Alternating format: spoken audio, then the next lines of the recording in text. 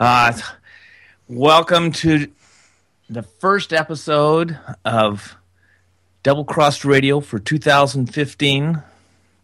And I'm so happy to be here tonight along with Drew Lamb. My name is Chuck Horton, and we're bringing you tonight's show. And we're going to be recapping what we thought are the best shows of 2014. And, this is kind of a humorous story I'm going to share with all of you before we start.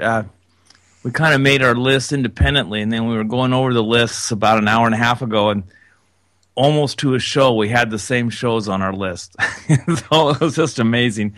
I guess we kind of think alike about stuff, I guess. But there's a lot of – we were I was kind of impressed by how many shows we had that were I considered really keepers. I mean, really, really, really good stuff, better than most of the stuff I hear on the air anywhere.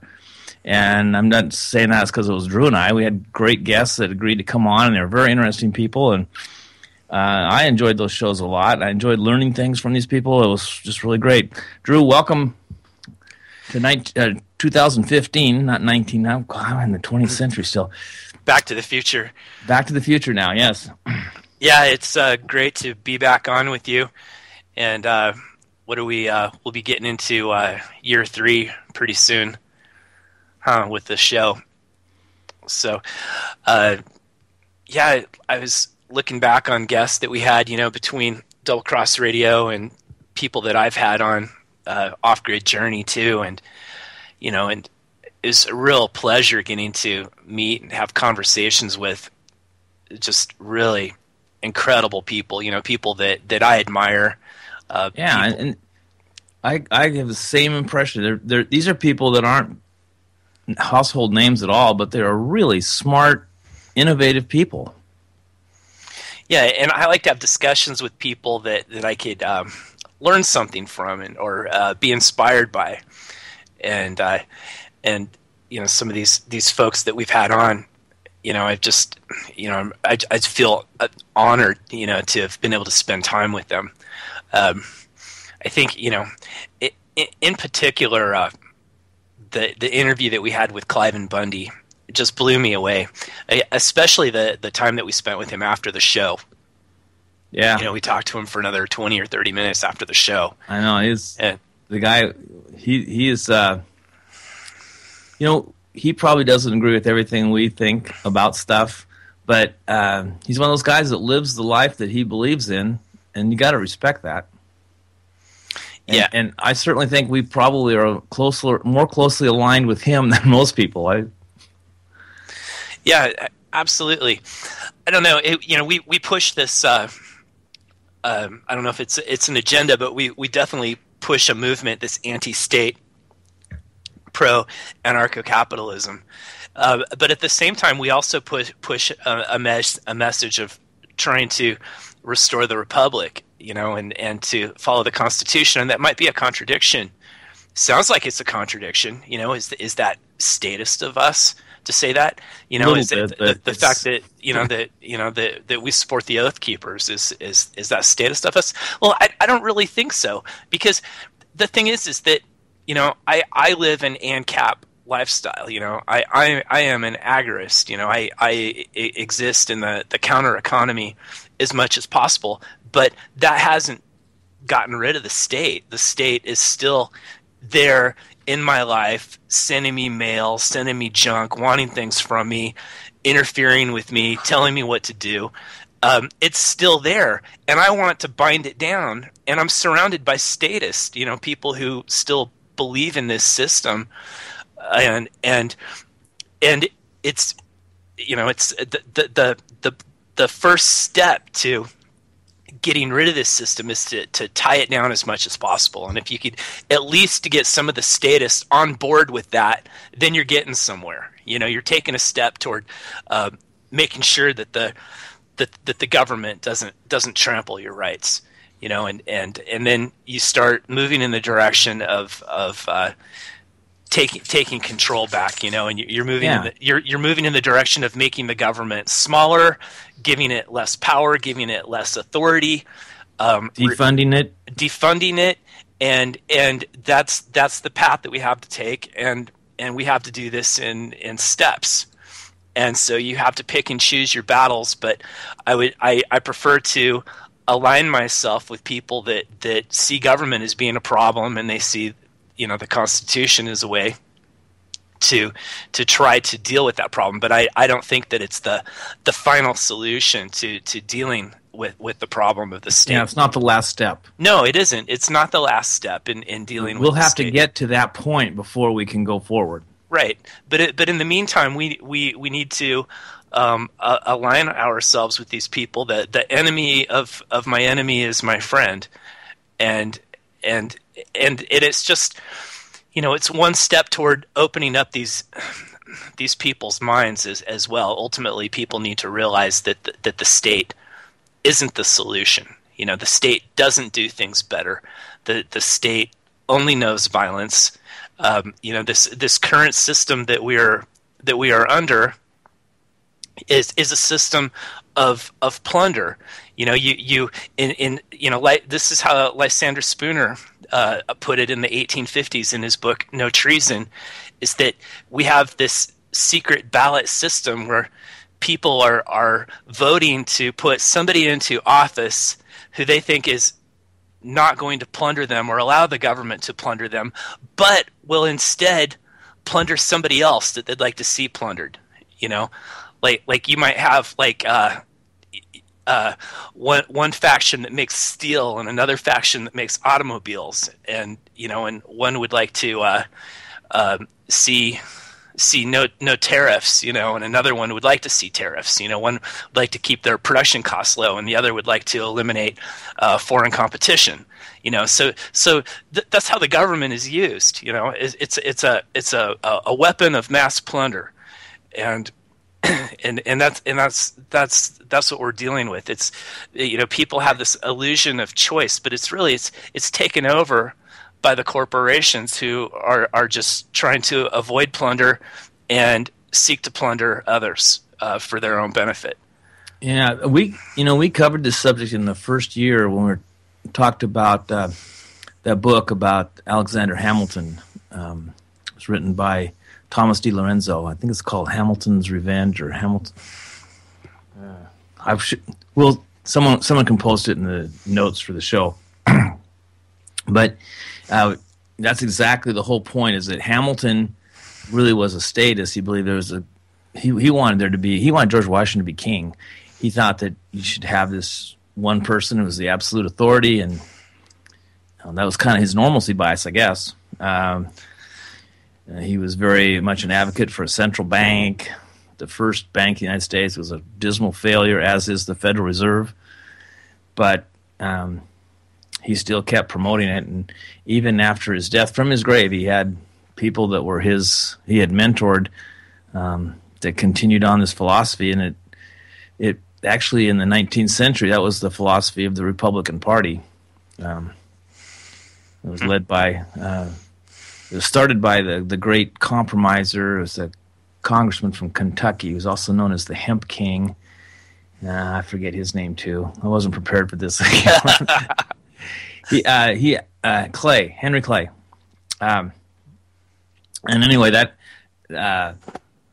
Henry Clay was then the mentor to Abraham Lincoln, and the Republican Party was born out of that. And they basically adopted a economic system which was identical to the one they had fought the Revolution to get out from under the thumb of. So they created the same problem that the Revolution had separated them from.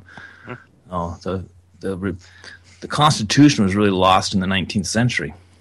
So we see these guys like Cliven Bundy and guys like Tony Antiso, who's been pushing for the Jefferson Republic and now the Siskiyou Republic. These guys are constitutionalists. They want to restore the Constitution, want to create a constitutional republic, and put the power back into the hands of the people, and take it away from the corporations, the lobbyists, military-industrial complex, and whatnot that are currently dominating these states right now. And that's been the goal of our show was to push for a true sovereign nation state, That's what Double Cross Radio was all about. And we thought that we could do that through the State of Jefferson movement. But I had this problem. I was this cognitive dissonance. I'm like, well, wait, we're just creating a new state. How is that going to change anything? We're still part of this corrupt system, this illegitimate government. And when we have a bigger problem in D.C. than we have in Sacramento or Salem. Yes, and when it was Kevin G put up one of the videos of Tony and Tissot giving a presentation about the Jefferson Republic, and then it just clicked. I'm like, yes, this is it. And if you're an anarchist, you need to understand how important something like this is, because you might want to live the life of an anarcho-capitalist, but you're doing so within these borders, and you've got statists all around you, and cops on the streets that might arrest you for whatever.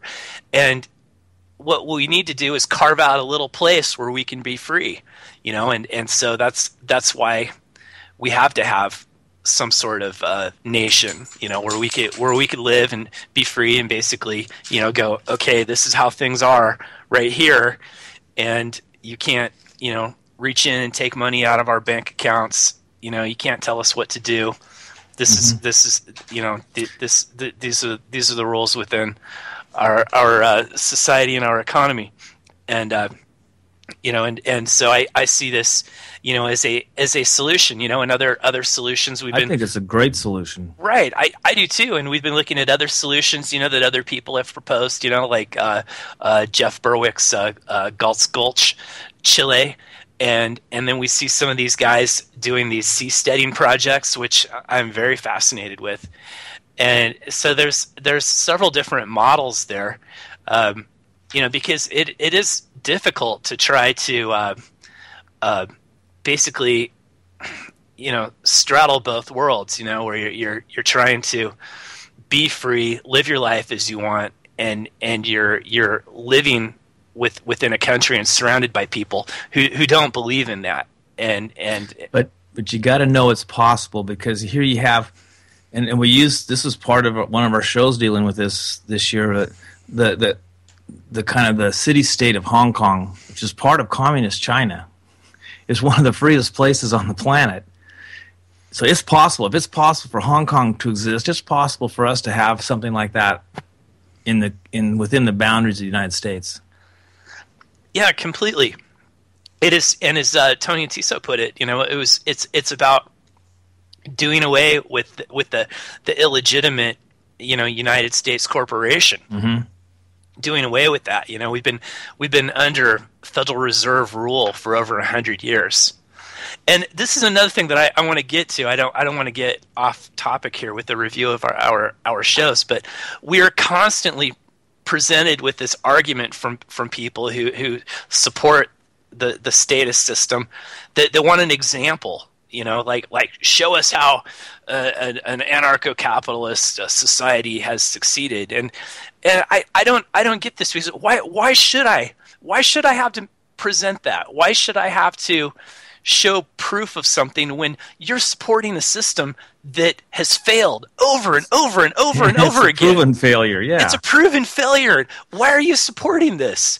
I don't have to prove that. Why don't we try something new? You don't have the guts to try something new? You've got this system that's a complete disaster. Literally, we're going to hell in a handbasket, and you're afraid to try something different. There's really nothing to be afraid of here. And you don't have to look at like an entire country or something like that. All you have to do is look at like certain markets and how they function. And you go, oh, well, that works quite well. Or you could just, that presentation that our friend Phil Elcock, a guest on our show, gave at one of the State of Jefferson meetings, about spontaneous organization, and it showed a video of a busy automobile intersection without any traffic signals, and electricity had gone out. Yeah, and it was more. It was safer and orderly and functioned better than it did when the lights were on. And there was less of a line behind in any lane going any direction than there were when the lights were functioning. Yeah, the queue was shorter. Mm-hmm. So spontaneous organization, the way that natural systems work, that's the example. Nature is an example. Yeah, and a lot of the things we do in our societies are like traffic lights and stop signs. They impede progress. They don't promote it, and so we're not doing things the best way because we're not letting the market create the way. We're going by one or two people who think they know everything. Right. And earlier this year, we had the episode that was leading up to the vote for the big ban on genetically modified organisms. Yeah, that was a good show in Jackson County, and we had several guests on that show. It was incredible because it could have been a huge disaster. I think there was five of us on the line. It was a lot. There were a lot of people on the line. So is you and myself, Eric Dubin, Kevin G. Dennis was on. Dennis Linthicum, Vigo Fox, I believe, was on that episode too, and we were discussing this. And I think Colby was on that one too. Yeah, I think Colby Olson was there too. And you and I, have been in the minority on this. In Jackson County, where we are anti-GMO. However, we were against the ban as well, and we were pushing for a free market solution. And we've been trying to explain to people that there would be unintended consequences that would be incurred if this was passed. And of course, it passed. And recently, we were proven right. There's been a couple of lawsuits filed against Jackson County by a couple of alfalfa farmers, and they raised GMO alfalfa. And and I'm not condoning this, but the thing is that their GMO crops haven't infiltrated anybody else's crops in this valley. Nobody's complained. There's no issues with anybody. They haven't proven to be bad neighbors. They planted these crops, already. They have millions of dollars invested in these crops. They were put in before the ban, and so basically what we're looking at is a taking without compensation. A taking of their property without compensation, and there's no case for any harm that's been done to anybody. There's no victim whatsoever. Well, there may be, but they haven't proven their case, and that's something that should be done in court. If there's a victim, he should have the ability through litigation to be compensated as well. Well, the biggest cultivator of GMO crops in Jackson County has been Syngenta, and they lease several fields around the valley. A lot of them are in Ashland and within spitting distance of organic crops. And in one case, their GMO sugar beets had cross-pollinated with an organic farmer's Swiss chard and ruined his crops. He approached them and said, "Hey, you wrecked my crops. We have a problem here." And they settled. They dealt with this. That was the whole thing. And we know how free markets work. If these guys are going to get sued, or have claims made against them by other farmers, well, it's going to prove to be pretty unprofitable to continue doing business like that. So they're going to change their crops, or they're going to change the way that they grow the crops. Like they'll grow them only indoors or something like that, and use systems to contain and process the air before it's vented outside, and so that they don't contaminate anybody else's crops with their pollen. Those are the kinds of solutions. And I want to just interrupt for a second. Mm-hmm. This is not unique in history. During the 19th century, when the railroads were being put everywhere, they would occasionally catch farmers' fields on fire when they're going through. They were burning coal and everything. They'd have sparks going up, and it would cause problems. And so the farmers were pretty much upset about it, as you see. And the railroads said, well, "We're not doing anything." And then they were, "Oh, wait a minute, we are." And so they settled. The farmers agreed not to grow their crops right up to the rail line, and the railroads paid them for the crops that they didn't plant. And they settled it without government. Right. No, this kind of stuff should be settled without government, and we can see how already the majority has ruined the businesses of a minority for no reason whatsoever.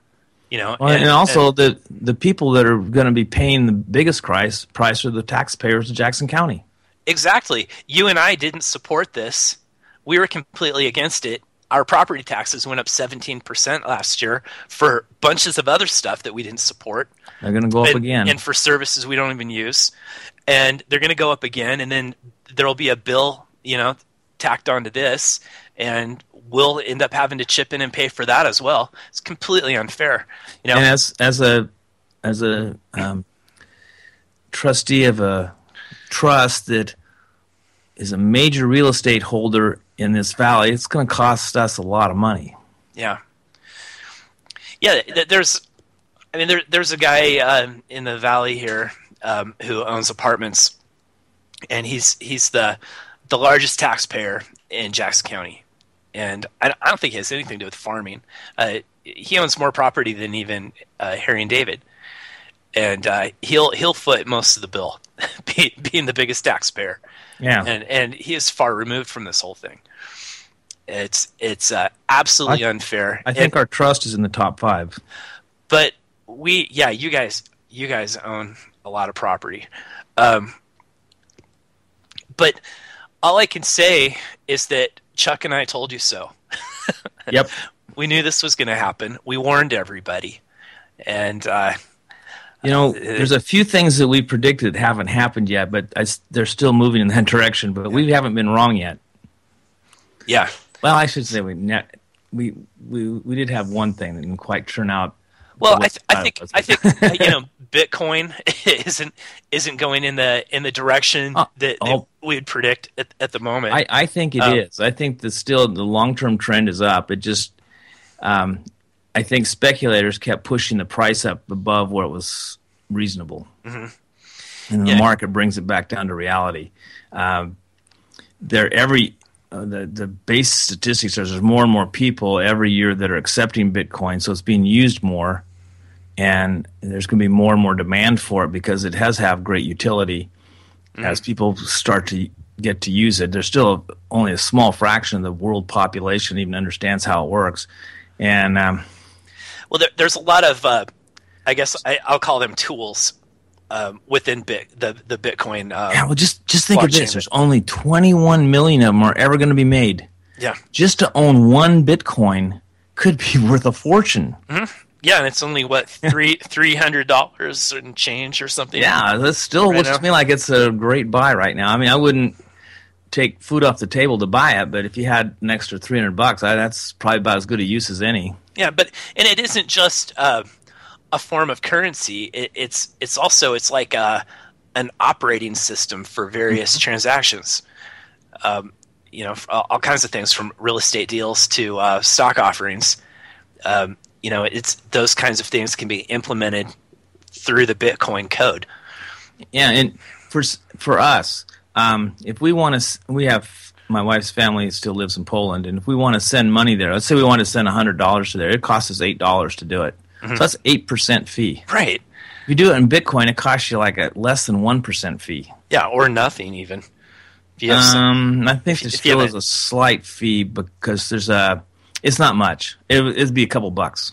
Well, no, it wouldn't even be that much. It'd be less than $1. Well, if you had the address for my Bitcoin wallet, the cost is going to be turning it dollars into Bitcoin and Bitcoin back in Poland be Zloty. That's would be the only place would be costs. Yeah, the actual transfer from here to there is nothing. Because I have my Bitcoin wallet. It's the blockchain wallet. Yeah, it's free. It's free. And you just put, it's not an exchange. It's just a wallet. That was another one of our good shows this year. That was right. Sam Price. Yeah. It's amazing. We have a man living here in Medford who really knows as much as he does about Bitcoin. He's explained it so well. And he's had 2 years, 2 shows. We're going to have him back this year again to update us on Bitcoins. He's an amazing individual. I really enjoy Sam. Yeah. Yeah, well, there's definitely some local talent here. We've had Greg Askins on the show. Yep. several times. His family owns the health food mart in Medford. It's in the Winco Shopping Center. For those of you who have trouble finding it, you just drive around, you see the Guns R Us store, and if you park in front of that store, you're real close. You just walk up and down in front of those stores there, and you'll run into it. It's right between the Guns R Us and the porn store. No, the porn store's way off behind everything. There's a salon, I think, right next to them. Yeah. Well, Greg's been a great guest to have on and talk about this show on aspartame. Yeah. He had so much great information on that. That's some nasty stuff. It is. I haven't had a diet drink in years. I used to drink Diet Coke occasionally, but I haven't had. I don't even drink soda pop anymore of any kind, or soda pop, whatever you call it. Well, I'll drink it if it still has real sugar in it. I'll drink it if it has alcohol in it. That works. Yeah, Greg is an amazing resource, and he's going to continue to be on the show, I'd say 3 or 4 times in 2015. We have a show we're planning on glyphosates. It's coming up, I don't know, probably in February. And we'll be going on with more things that are related to health and welfare and staying healthy and active. And I tell you, he's a fabulous resource for people in this valley to go. They're kind of limited what they can say because they're not doctors. They're not licensed, quote unquote, by the state. So the information that they have about what's effective can only be said in kind of an ambiguous manner, so they can't be sued or accused of practicing medicine without a license. I mean, like this kind of borders on ridiculousness. Doctors are responsible for the death of hundreds of thousands of people every year in this country, but somebody tells somebody that if you take this supplement, it'll help you with your joint pain. That's called quackery. Well, in a free market, you're going to have some snake oil salesmen. Yeah, it's just going to happen. I was going to say something. You were just on a roll, so I just kept quiet, bit my lip. But when we had Cliven Bundy on, I just was amazed at how that came about. Our show theme song. A lot of people like it. I love that song. Yeah, I do too. Yeah, listen. That came about. This is a long story, but one of my Facebook friends from the Ron Paul days was a lady named Joan Lewis who lives down in Phoenix, Arizona.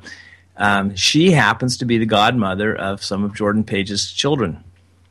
Oh. And she was mentioning that she was going to have dinner with Jordan or something like that. And I said, what? Says, is this name dropping or what is? And then she sent me a private message. So I was kind of teasing her about that. And she says, no, Jordan's been. I used to live, in his just down the street, and we're very close to his family. He's just an awesome kid, and she's godmother of his children. I says, wow, do you think he'd want to come on our show? And she said, oh, I'm sure he would. He loves stuff like this. And then she hooked us up together, and I got to talk to Jordan a little bit. What an amazing man he is. And we liked him so much, we wanted to have that theme song because it fits our show so perfect. Yeah. And she is also the person that put us in touch with Cliven Bundy. So, Joan Lewis, thank you so much for all you have done for us. You are truly a saint. It's a really, really good connection there. It is. She's an amazing woman. She's very, very, very, very talented. She's got great organizational skills. She's doing a great job down there in Arizona area. She's there in that part of Arizona. It's real close to Las Vegas. Mm-hmm. Another regular guest that we've had on our show is Gary Lake, who's worked with Tony and Tiso on the Jefferson Republic movement and now the Siskiyou Republic movement. And, and Gary and I have worked, very, very closely together on all this and promoting it and then putting together that big Jefferson Republic Liberty concert that we did. Mm-hmm. Oh boy, that was in March, huh? That was fun, wasn't it? Yeah, so we got to get going with stuff again because this is going to be up for a vote in June for the Siskiyou Republic. I was considering using that picture that was taken of the four of us with our arms crossed for double crossed. Oh yeah, making that my Christmas card. Yeah, me and David and Jordan Page. Yeah. And so Gary's been on the show several times, and and also when I filled in for Bob Tuskin on the Bob Tuskin show, I invited Gary and Vigo to come on and talk about the Jefferson Republic and have Vigo discuss anarchy and voluntarism and philosophy. It was those guys are just great. I love having those guys on the show, and that just reminds me. We really had a busy year. We had this deal going on in Ashland, Oregon, where a bunch of uppity people decided that they wanted to rein in our Second Amendment rights, our right to keep and bear arms, and create a bunch of new laws that governed open carry and how you store your firearms and things like that. And it was really, it was bad enough that it was definitely going to affect me personally. To the point where I was going to have to, be a criminal, because what they were trying to impose upon us were things that were not acceptable, like banning loaded open carry. It's completely unacceptable.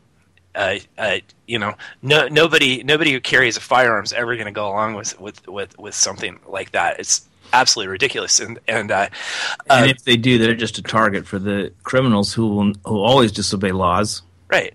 And that's why they're criminals. Yeah. If you don't want to carry loaded, fine. You could make that choice for yourself, whatever you want to do. But for the government to say you can or cannot do this, it's a violation of your natural right to self-defense.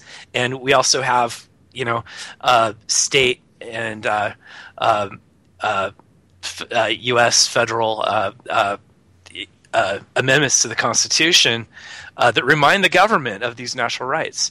And so there were many of us that were just absolutely against this, because it was going to affect us. And I would rather not have to worry about breaking laws like that. It was just something where it's like, you are putting me in danger. There's when I'm leaving my shop at night, it's dark. I've had people standing in the shadows around my building that shouldn't be there, and it's very, very important that I have a firearm. And so Vigo formed this organization called Liberty Ashland and rallied really, really hard against these laws. And a lot of us pitched in on this. Colby Olson was involved, and Bruce Cook, and David Kirk West, and Warren Druin, and so many of us. I know I'm missing people. I'm sorry, but so many of us were involved. There was a huge turnout in pushing against this, and a lot of folks showed up at the city council meetings and spoke to the city council to explain to them how ridiculous this was. I think Vigo Fox's and Bruce Cook's presentations were excellent. Just Vigo just parodied them. He made a joke of the whole thing. He made up an organization, a fake organization called People for a Really, Really, Really Safe Ashland or something like that. And he was pushing for the banning of kitchen knives and scissors and things. It was a joke, but he wanted to illustrate how ridiculous can openers. These laws were. And then we had a big baseball bats. Yeah, we had a big open carry barbecue up in Lithia Park, and even the chief of police showed up, and there was. We had a really big turnout for that. It was amazing. And then we walked down to the plaza and open carried on the plaza, and and many of us, myself included, were carrying rifles. Not because we wanted to be able to walk around downtown with rifles. That's pretty unnecessary, ridiculous for the most part. You're and you get people's attention in the open carry. So that's that's what we did, and we got our point across, and no new laws were passed in infringement upon our rights, and it just goes to show how activism works. Being engaged in your local government is so absolutely important, and standing up for your rights when people are trying, when you've got a group of people trying to take them away, you absolutely have to get involved. You can't just let it happen, and it makes a huge difference. And I also want to make one point. There's some of the people that live in Ashland, really, they're kind of worried and scared about guns, and they're right. They can be worried and scared, but they don't have the right to take away someone's ability to defend their own life. And that's what they have to understand is, we don't care what your opinion is. You can't put other people's lives in jeopardy in order to make you feel safer. Because first of all, you're not going to be safer, but it's immoral. Yeah. That's worse than taxation. And I should point out too that Bill Meyer was there as well. From Miner Dave is in the chat, reminded me of that. And Miner Dave, what a huge source of inspiration he has been. He's been a regular on our show, and Miner Dave is another local talent. Yeah, he's like family to me. It's like a brother, I think. But it's been amazing having him on, and here's somebody who really, really, truly understands what freedom is about and is trying to create a place where he can be free, on his mining claim. And so it's been great to hear about his case against the government. They won't allow him on his mining claim right now, and they've breached. And they're actually supposed to be the government is supposed to be acting like a trustee. They're supposed to be They're supposed to be his advocate, right? And they're working against him, which is totally breach of trust, malfeasance of breach of trust and malfeasance of office. They should be in prison. Yeah, they should. And he keeps pushing, and he will prevail. Dave Everest, he's going to keep going. He's not going to give up, and he'll definitely be back on the show. And it was great. I had him on Off Grid Journey too, and we talked about staking out a claim as a possible bug out strategy, and that was one of my favorite shows. Actually, I got a lot of good feedback on that show too. That tied in really, really well with one of the real popular movements in the Western states that was started by the people out there in Utah.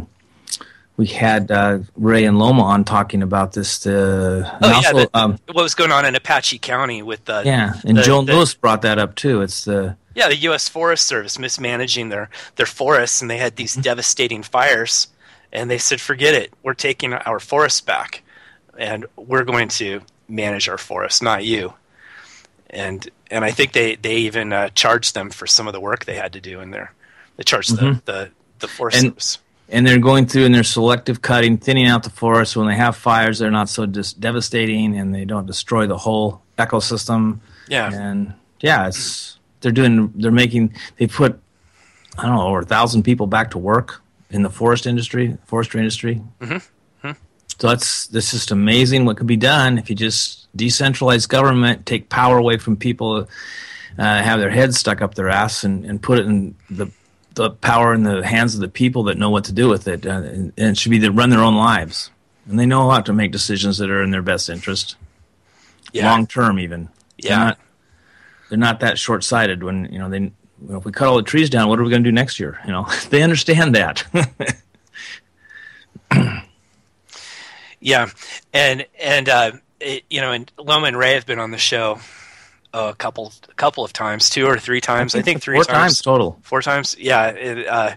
Constitution sheriffs, and they came on again that year. I forgot exactly what they talked about the second time, but then they came on twice last year. I think they talked about the deal that they put on a deal in Grants Pass, and then they came on earlier in the year. I don't remember. That was with regards to the Jefferson Republic, I believe. One of those shows. Yeah, I think so. And it's great to have them on. I always like to hear their point of view, and I think don't know. Looking at Loma's Facebook post, she's coming around to being an anarchist. I think she is. Yeah. Well, I think they're getting fed up with this. There's a lot of statists that kind of jump on bandwagons, but their support's really superficial. I mean,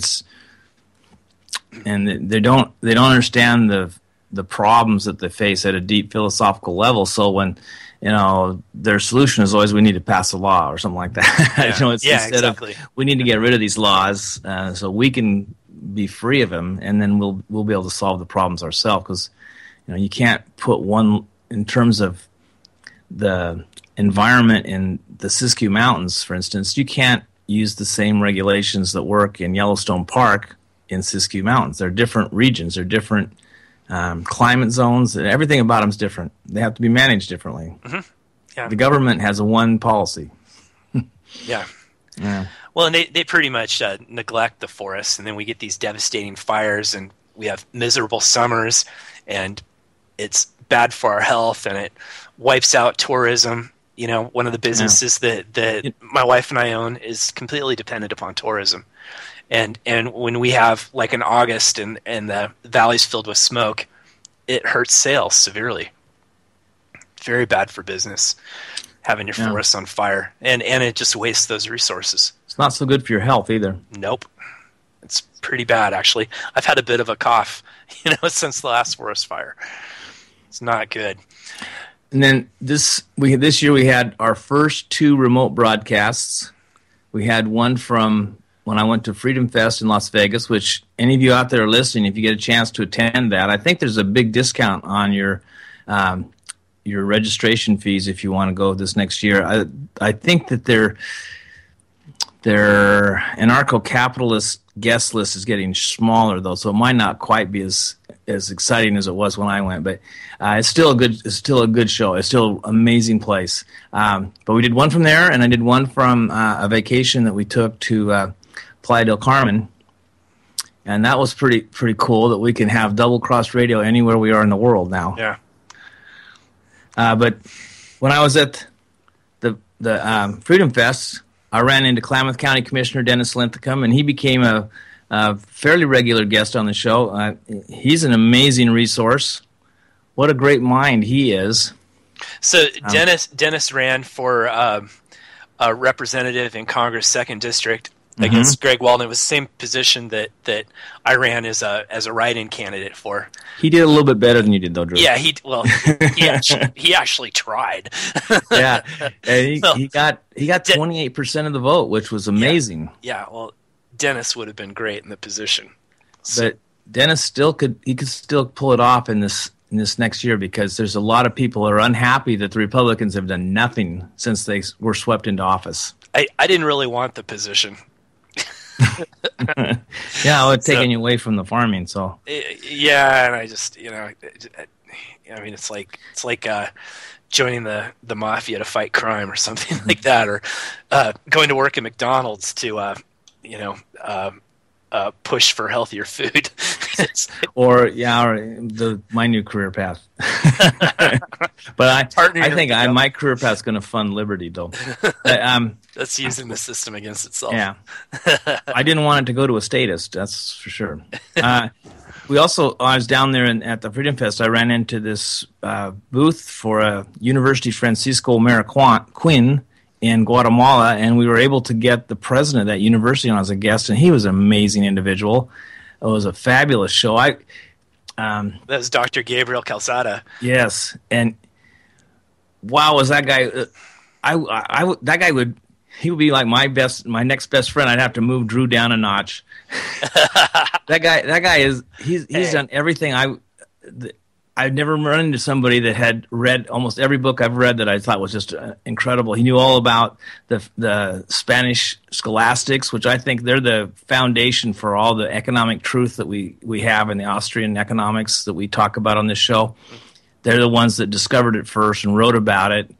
And for some reason, Adam Smith missed a lot of it. And so all this, it's kind of the things that Adam Smith missed, and Adam Smith's theories were still adopted pretty much. It left these loopholes that Marx was able to exploit and get some credibility for his work, which was really a piece of crap. But because Smith had missed those points, it gave him more credibility than he deserved. If you go back to the Spanish scholastics, there's no way that anything that Marx did could be accepted if you understood what the Spanish scholastics were standing for. And like the biggest example I can think of is subjective value. They understood it. Adam Smith completely missed it. He thought that the labor that went into building something is what determined what it sold for. And that's absolutely preposterous. Everything has a value, but the value is not by the producer, it's by the consumer. It's subjective. And that explains all these economic theories like supply and demand, marginal utility, and all these different concepts that are out there all flow from subjective value. And you have to understand that really well before you can really understand economics. And Adam Smith missed it. Mm-hmm. So that was a great show, and I'm sorry for bringing up Dismal Science today. We were doing a review of stuff. But I think this stuff is just fascinating. I'm used to being the kind of a lone wolf on stuff like that. I was also wanted to drop a few more names. We had Justin O'Connell from the Dollar Vigilante on in a show along with Elaine Diane Taylor, who wrote a great little song. It's on YouTube. We posted it several times on our Facebook page. It's Bitcoin Barbarians, and just genius lyrics in that song. It's just incredibly great song. It just puts everything in perspective exactly. That money is money, and Federal Reserve notes aren't money, and things that are safe and sound are money, and that's gold and silver, and now it looks like Bitcoin. And it's it's an amazing song, and you should go and listen to it. I think she has commercialized it, so it helps support Elaine Diane Taylor, and she writes a lot of really good songs. We still have about 13 minutes, so we can. Go ahead. I have three more. Before we go to the last two people, I want to also brag a little bit about Drew Lamb and Chuck Horton. We were one of the first media outlets that we're aware of. I mean, there was a few others before us, but we were maybe the second or third, maybe fourth generation of this story. We were calling attention to the fact that 6 bankers had died kind of mysteriously or unexpectedly, I guess would probably be the best word. And we continued to talk about that for 2 or 3 weeks, and that was way back towards the beginning of last year. By the end of the year, that number reached, wait for it here now, 36 bankers died. That's 3 a month on average through 2014. And these are all people that died before they should have. Some of them had health problems, supposedly. Some of them tripped and fell out of 7-story windows, threw themselves off bridges. It's kind of bizarre, but they were all considered accidental or suicide. I just think that's kind of a very strange coincidence that 36 people are involved in the financial industry that's basically smoke and mirrors this time. It's full of criminals. I think people that have a lot to lose are trying to destroy evidence at this point in time, and those people represented evidence with what they knew, so they had to be destroyed. So it's another warning out there to all you people working in these status industries, and you think that you're keeping your family safe by not reporting what you know and not blowing the whistle and continuing to draw your paychecks so you can make your house payment. You are going to someday find yourself washing up on the shore of some river because you know something that they can't afford someone else to find out. If you know of a criminal activity, you need to report it, because knowing something and keeping it secret doesn't protect you at all.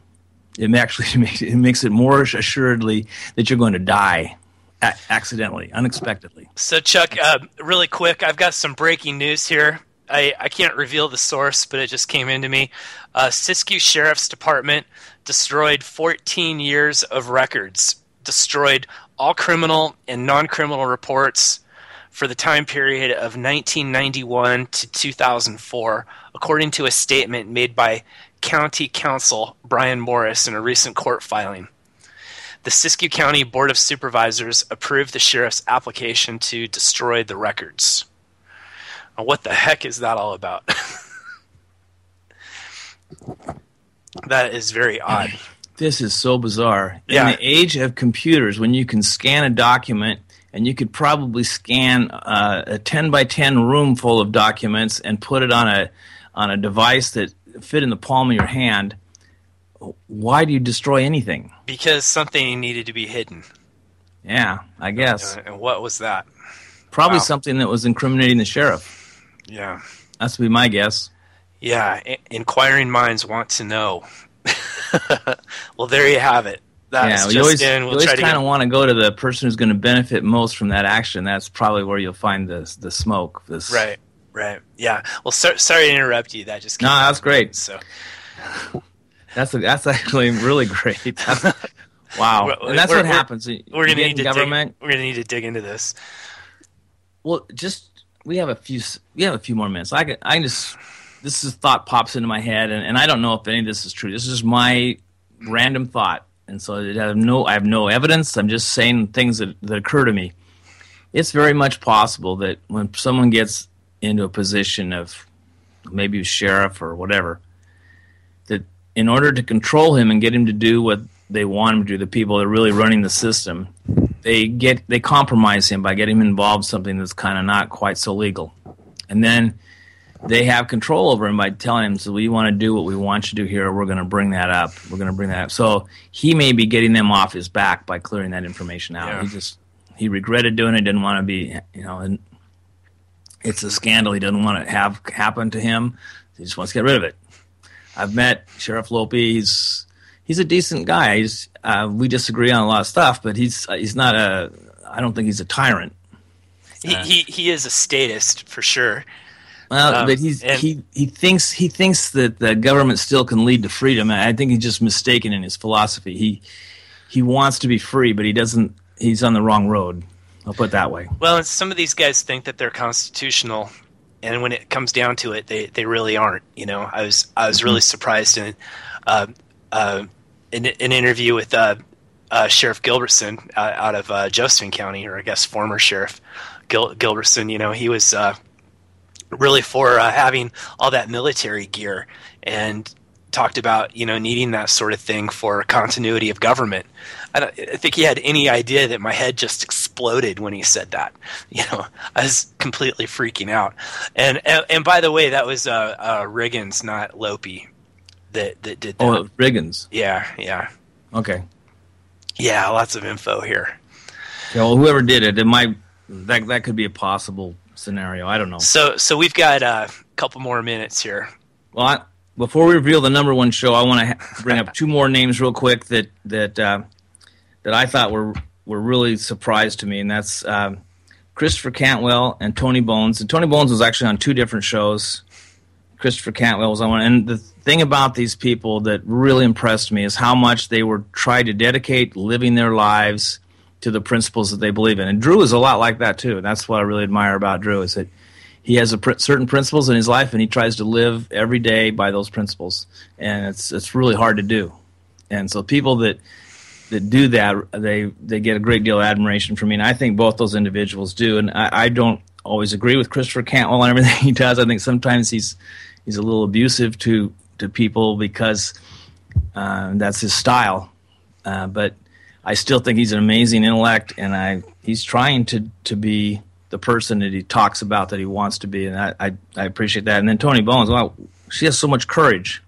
She's dirt poor, and she's willing to be on work patrols and whatever. She's not going to pay a fine because she doesn't agree with paying a fine for that. She will do whatever she can to keep from taking money away from her children, raising her children. So she puts herself into all sorts of things because she's not going to pay a fine to support an illegal system. And I have a lot of admiration for people like that. Okay, number one show, drum roll. I think we both agree on this. This person was just amazing. This was Drew's guest. He got her on the show. And Drew, I'll let you take over. Oh, well, that was Julia Toriansky, a.k.a. Brave the World. Mm-hmm. And she's a YouTuber, anarcho-capitalist activist, I guess is what you'd call her, and a huge promoter of Bitcoin. And And I think that Julia really represents things to come. She's she's younger than I am. So she's, I think she's the generation. I'm Generation X. I think she's like whatever generation's behind me. I don't know why or why not. I don't know what they call themselves. Theoretically, she could be your daughter. Yeah, and so it's really amazing to see how she and others like her in her generation are adapting and embracing this new system. They are the future.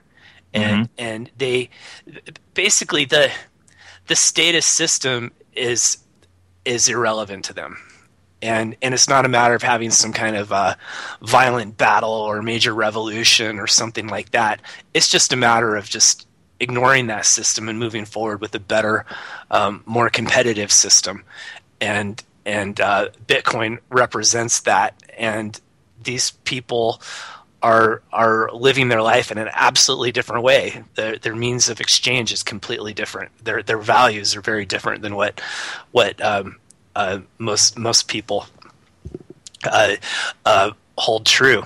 And I think it's partly because they haven't been subjected to all the years of I guess normalcy bias that we get subjected to by just existing, from day to day to day, and we just this is how things are, this is how they're going to be, and they say, well, no, we don't want that, and they actually haven't been brainwashed to the extent that someone my age is. It's really a lot harder for someone my generation to break out of that and become activist. Yeah, and they're comfortable in the digital world. The internet's always been around. They're used to social media, gaming interfaces, things like that. They're used to the virtual world, and so Bitcoin is just I think natural progression for them, and I think she's done a really good job making the case for Bitcoin, and I've seen presentations in the mainstream media with her. She's extremely well spoken, very elegant. She is, and she did an amazing job. She does all that production on those videos on YouTube herself. That one main thing where she puts all this, she doesn't say a word herself. They're all just clips of other people, and to do that and to bring the message through so clearly through doing that was really a big deal. Yeah, she's an amazing person. Drew, I hear the music. There we go. Well, thank you, everybody, for listening to us today. Good night. Have a happy new year. Good night.